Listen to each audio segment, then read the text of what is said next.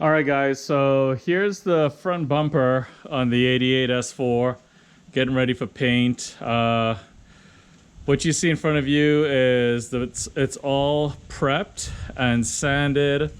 All the damage on the bumper has been filled, and the surface of the bumper has been sanded and scuffed and ready for paint. So it's getting ready. It's gonna look really good. And rather than just doing a spot repair, we decided that it'd be better to paint the entire bumper. That way it looks homogeneous and looks consistent.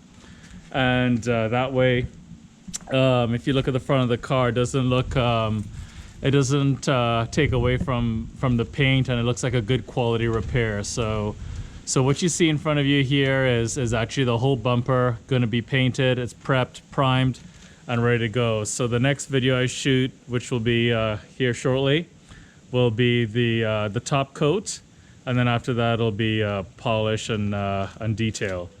But even though it looks doesn't look great, what you see in front of you is all the repair, all the damage, all the scuffs, all the broken or blemishes, I should say, has all been filled in, and she's ready to go.